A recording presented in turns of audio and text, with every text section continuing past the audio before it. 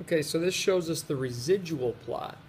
We don't know what the actual graph looked like. The actual graph's going to be like a line like this, and it's going to have points kind of peppered around it. And this is each of these points shows the vertical distance between each of these peppered, scattered points and the line we're talking about. So we're going to use that in a minute. First, we need to graph the line. F of x is equal to 1/2 x minus 4. That's here, so I've done that. Here's the graph.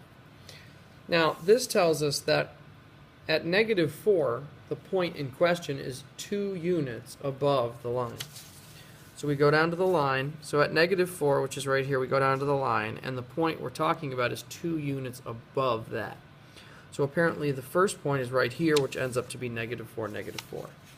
Okay? 2 units above the line. When you're at -2, apparently the point in question is 1 unit below the line, or -1.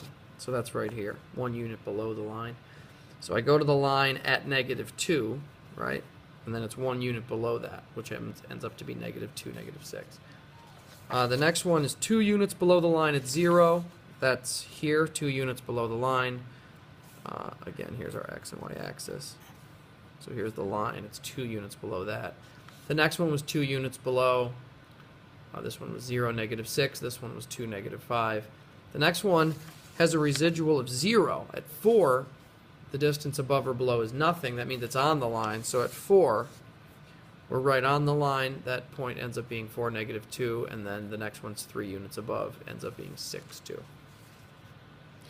The follow-up question was, does it seem like a line is a good fit for this data? No, it doesn't.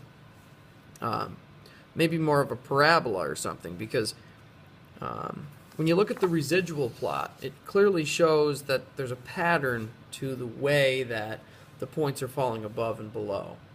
And when you look at the points here, you can see that it's probably more like a parabola that fits this than a line. So a lot of times the residual plot is used to kind of tell if the line is a good fit. In this case, clearly it's not.